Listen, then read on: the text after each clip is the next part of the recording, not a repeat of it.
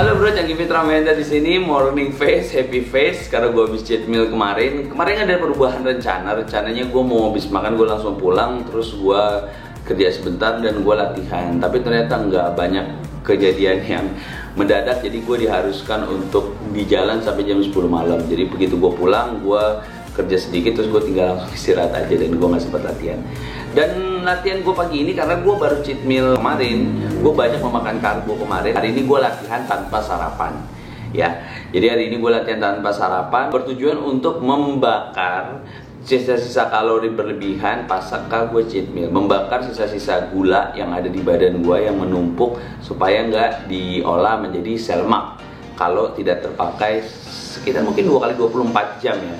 Kita makan banyak 2 kali 24 jam, 3 kali 24 jam, energi itu tidak terpakai. Energi tidak terpakai itu akan disalurkan ke badan kita menjadi sel lemak. Makanya saya bilang kalau cuma 1 hari kamu nggak diet, kamu libur dietnya, it's okay. Besok kamu bisa latihan lebih berat lagi, lebih semangat lagi karena apa? Kamu fuel up, kamu full energinya.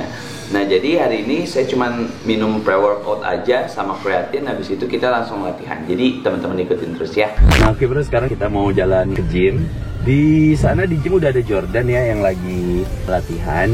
Ada beberapa hal yang mau saya sampaikan tentang low skin ya. Jadi kalau teman-teman ada yang habis obesitas dan udah turun berat badannya banyak, pasti akan ada kulit yang menggelambir, kulit sisa ya. Dan itu wajar sekali gitu, itu wajar. Nah, jadi Jordan ini juga seperti itu. Dia dari heavyweight, obesitas bisa dibilang.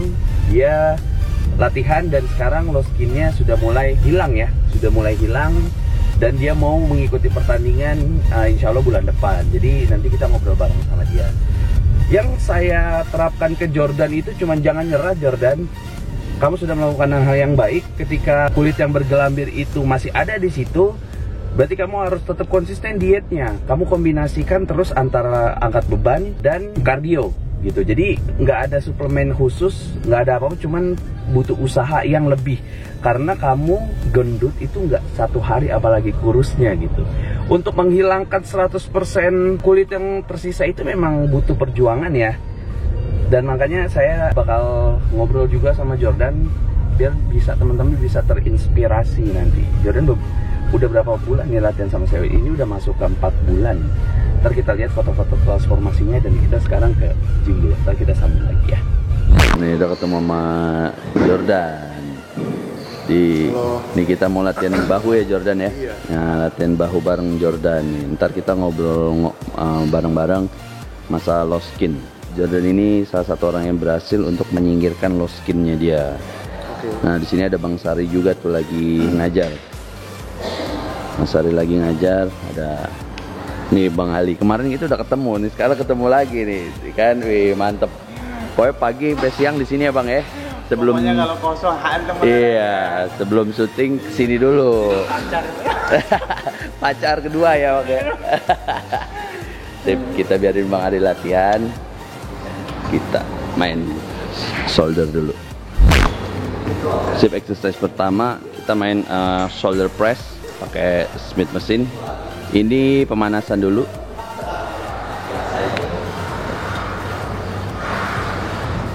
Mungkin bisa 18 repetisi ya Jordan ya. Sip. Jadi kita main shoulder press di atas kepala.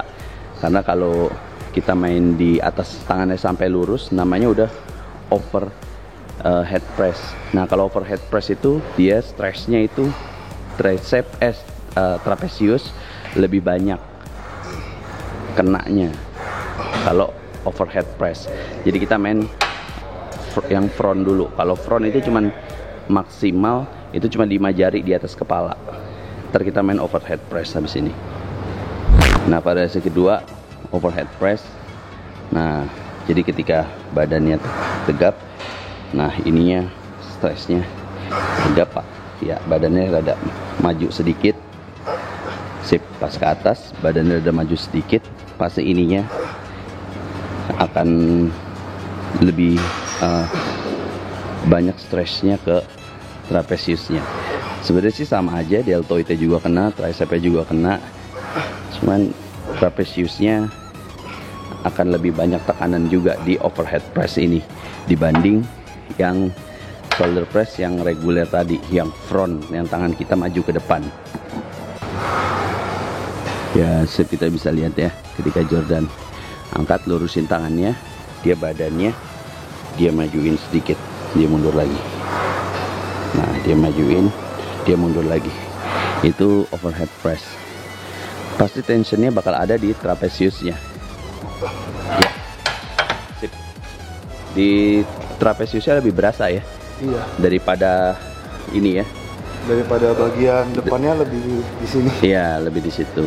Itu overhead press. Jadi tadi kita ngelatih bagian depan yang awal ya, dan kita pindah ke sini.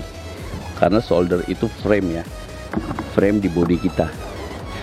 Gitu. Jadi jangan sampai teman-teman yang mau ikut body contest badannya kering doang, definisinya nggak ada gitu. Jadi kita udah harus bikin frame sedini mungkin, karena frame itu jauh lebih penting. Kalau kering cuman tinggal masalah waktu sama konsisten. Frame itu lama. Oke, di variasi ketiga kita main shoulder press, terus kita main overhead press. Sekarang kita main shoulder press behind the neck. Keberatan Jordan? Kurangin lagi.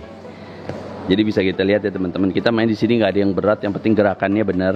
Karena kita di sini yang kita cari itu adalah main muscle connectionnya, peak muscle-nya.